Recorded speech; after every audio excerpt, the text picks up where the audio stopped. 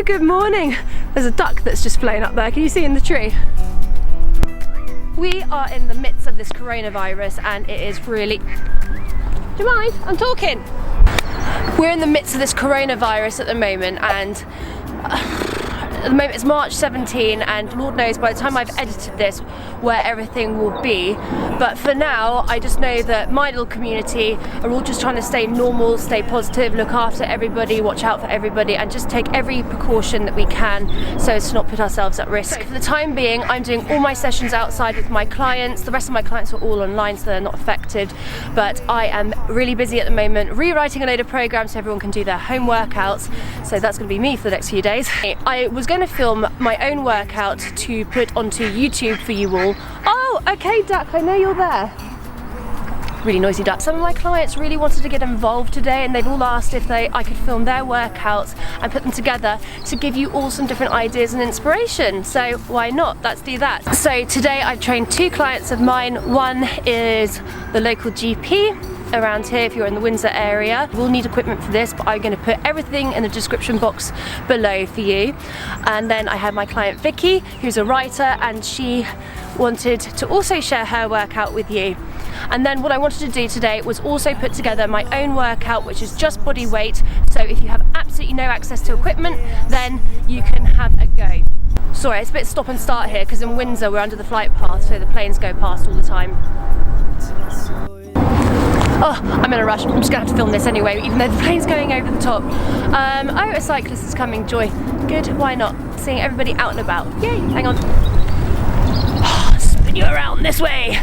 I'm not even sure if I've even got good light at the moment, or if you can see me properly because of glare.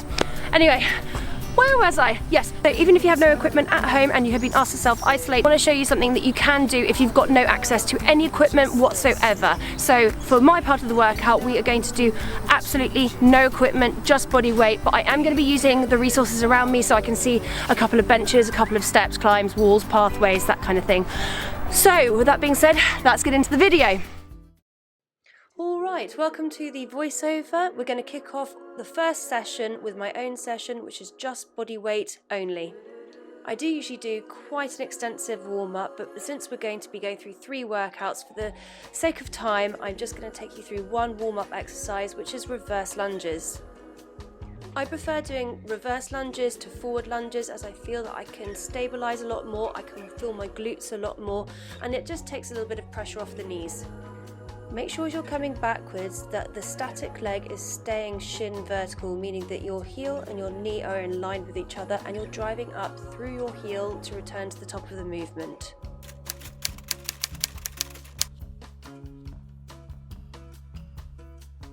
We're then going to take the reverse lunge into a more dynamic movement by driving our knee up and forward, and it's like you're doing a little bit of a crunch at the top of the movement. Make sure you're keeping yourself nice and stable on that static leg and that you're keeping the tension through your glutes by driving your weight through your heel the entire time.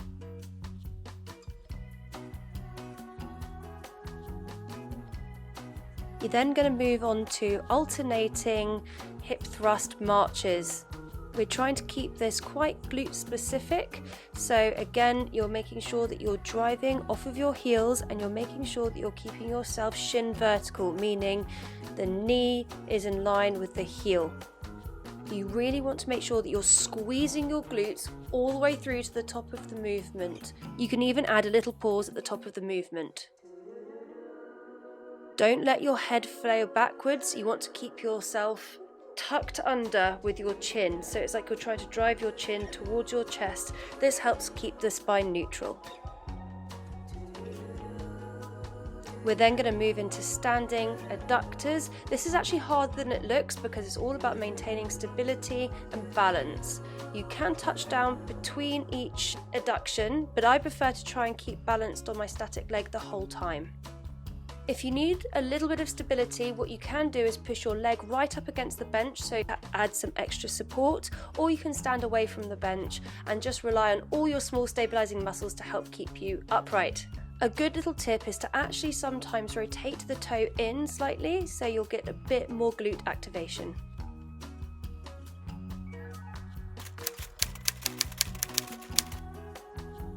Our next tricep starts off with doing walkouts to shoulder taps and then walking back into jump squats. If you don't like doing jump squats because you've got a weak pelvic floor or dodgy knees, then all you have to do is come up onto your tiptoes. As you walk out, you want to walk yourself out nice and long and draw your tummy button in towards your spine. You also want to try and keep your hips as still as possible as you're reaching across and tapping your shoulders. For every one walkout you're doing 5 jump squats.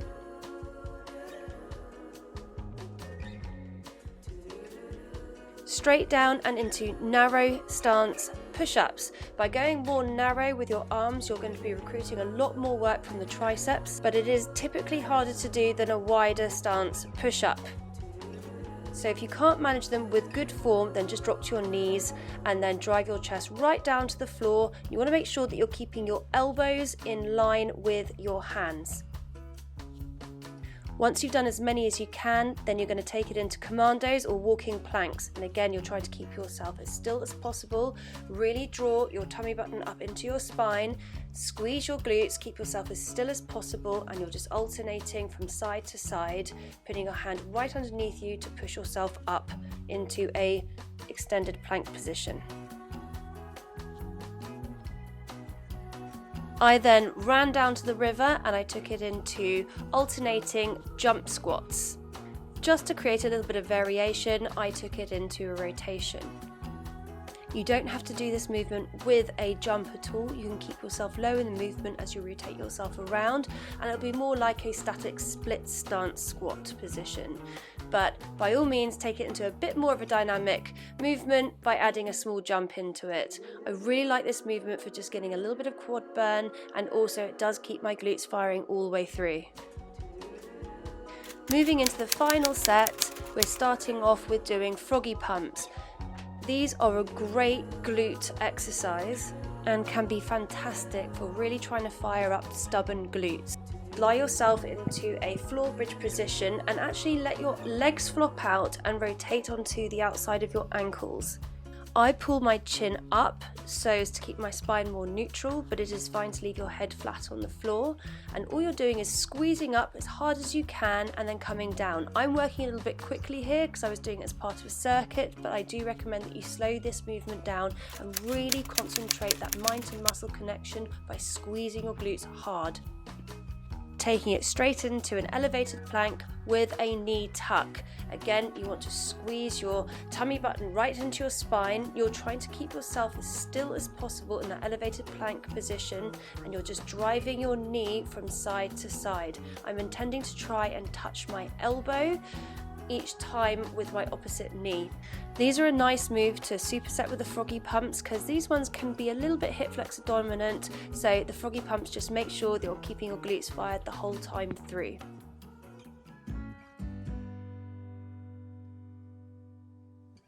Next session, I'm using my client Vicky, who is demonstrating beautifully all the stuff you can do with just a resistance band. We started off with doing in and out squat jumps. The idea of using the band is it just adds extra torque and resistance through the movement. If you don't have a band, you can do each of these exercises without, and if you have sore knees, then I recommend that you take your squat low and you just walk yourself wide to narrow, wide to narrow. As she's fatiguing, she's starting to plant slightly forward, but you do want to try and keep your chest up nice and high and push your bottom right back. We then went straight down into banded hip thrusts. Now again, all you're doing with the band is being able to push out against the band, so it just requires a little bit more work from your glutes. If you don't have access to a band, there is no reason why you can't do this either. You want to make sure that you're keeping your chin tucked in, so you're keeping your spine neutral and you're trying to drive the weight through your heels and push through your glutes at the top of the movement. I always like to add a little pause in when I'm not working quite so swiftly through a circuit. You can certainly play around with foot positioning when it comes to things like glute bridges and hip thrusts. For example, Vicky, you'll notice she's got her feet further forward than what I would have them, but it just helps recruit her glutes a little bit more. Then taking it into donkey kicks using the band. Again, no band, no problem. You can still do the same movement, you'll just have a larger range of motion. This is actually quite a tight band that Vicky's using and probably slightly too heavy to be demonstrating this movement, but she's just trying to hold herself steady and she's trying to push her heel up towards the sky.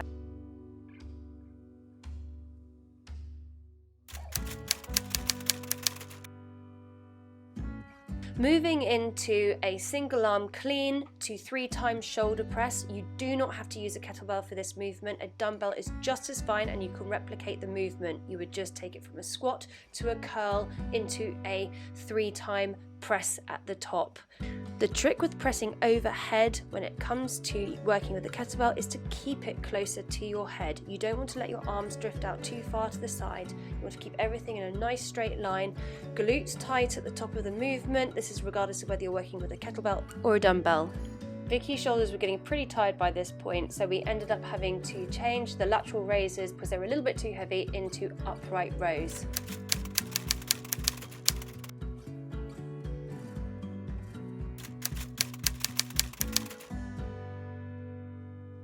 First exercise is a renegade row. You want to keep yourself in an elevated plank position with your dumbbells directly underneath your shoulders. It's very hard to not rotate as you're doing this movement, so if you want to have a bit more of a stable base, you can take your legs a little bit wider, but the idea is that you're drawing your arms up towards your hips, keeping everything as still as possible. You want to try and keep yourself as tight throughout your whole body as possible, which means glutes locked, legs locked. The only thing that's happening is that you're driving your elbows back to draw the dumbbell in towards your hips. Then for the next movement, no need to go anywhere. You can just drop straight down onto your knees and go straight into narrow box push-ups. Now the reason why we haven't taken the dumbbells away is because with the dumbbells there, you go beyond the range, which means you're just getting a little bit more range of movement throughout your push-up. Trying to keep the emphasis on the triceps, which is why she's tucking her arms as close into her body as possible and still trying to keep herself tight and locked through her whole body. If you haven't got dumbbells for either of these movements, just do everything body weight. It is still just as challenging. You just have to do a few more reps.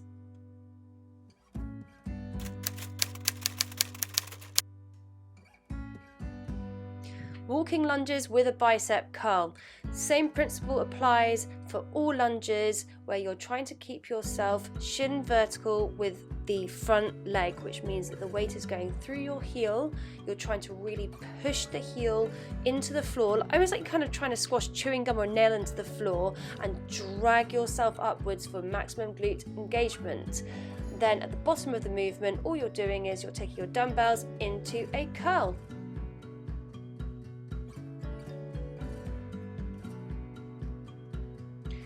To offset the fact that we were working our biceps, we're now going into a tricep movement, which is just a bent over kick back. Again, very easy to do with a band. This is a number 2 band, which means it's probably a little bit heavy to do a tricep kick back. So this is why she's standing a bit closer to the bench and she's just holding on to one of the sides of the loop. You want to keep your elbow up high and as close to you as possible, and you are simply trying to drag your arm backwards, keeping everything still and squeezing your triceps at the back of the movement. It's a lot harder than it looks, especially if you're really trying to focus on mind to muscle and you're trying to squeeze your tricep and straighten out your arm as much as possible at the back of the movement. Moving into our third and final workout, filmed with Asma. Asma is wonderful. She's one of my longest standing clients. I have trained her for years. I actually recorded this session on my phone before I realized it was going to become a thing and I was going to start doing my client recordings, so I'm sorry about the poor quality, but it's in no way a poor workout. Asma's kicking off everything with doing side steps. These are just great for warming up through the hips, activating the glutes, and can be used either as a warm-up movement and also as an exhaustive movement. This is a little bit of a random exercise to put at this point into a workout, but why not? We're just going to go with it. We're going straight down into tricep dips. The key with tricep dips is, which are not for everybody, some people's shoulders really don't like it, is to keep your butt as close to the bench as possible. You want to imagine you're actually doing a squat with your arms. It's very easy, as you can see here, to start driving your bottom away from the bench, which is why I've asked her to correct herself and to pull her bottom back towards the back of the bench. Then, to keep the triceps working, we're going into a shoulder press. Because these dumbbells are pretty light for Asma, she's quite a strong bird, we are keeping it a strict military press. If this was too heavy for you to do at home with your dumbbells, then you could do a little push press with your legs to help drive the weight up. But Asma is dropping the weight between her ears and her shoulders. She's maintaining form by pulling her scapulars back, shoulder blades back and down basically, and pressing up like she's drawing a semicircle arc across her head.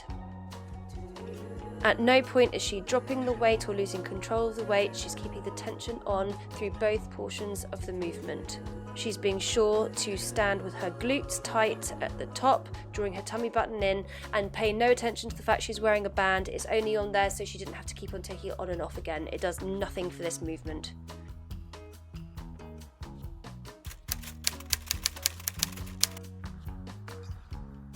Heading into walking lunges. We've already talked about the lunge a lot, so I'm not going to go through all the cues here. Asma is keeping 2 dumbbells either side, scapulars back and down, trying to keep herself stable. She's maintaining a long stride, so she's getting a nice hip flexor stretch as well as really working through her glutes.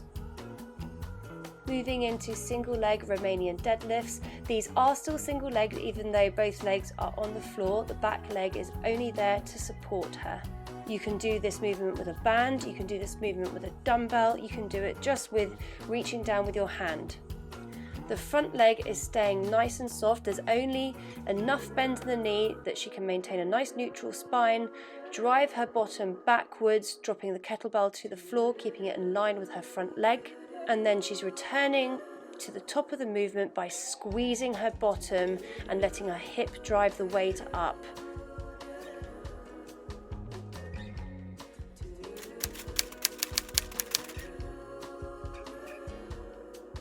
The last set is a lovely tri-set, going from a wide sumo squat into a dumbbell curl to hit the biceps.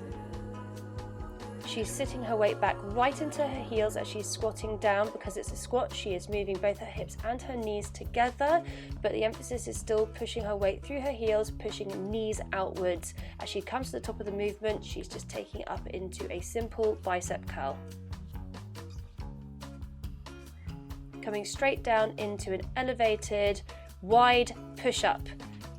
She's got a slightly wider stance with her hands than we have done through all of this, and the incline is just so she can push out a few more reps. If she was doing it on the floor, she's got the strength to do it, but she wouldn't be able to do quite as many reps. So by being on a bit of an incline, you can just up your volume a little bit. Moving into the last exercise, which is absolutely fantastic. It's a tricep extension using a number 2 band overhead.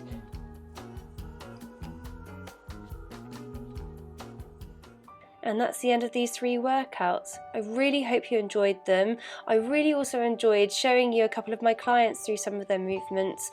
I still work over in Windsor along the riverside in a beautiful gym there, which is currently closed, to be in keeping with the social distancing that's in place to protect us all. I'm now still seeing the same beautiful, bright, smiley clients, but we're just doing it online, and also I've been seeing all my online clients as well regularly. I hope that you are staying safe, staying well, eating good food, taking time to reflect, being with loved ones, managing your time, getting a little bit of exercise in. And I hope my little piece of the internet just helps you feel a little bit inspired to keep yourself physically active and healthy. I truly love making these videos. They just are like my own little meditative practice that I do each week. And if you like them, I'd love it if you would hit that like button or click subscribe, and I look forward to seeing you next time. Stay well.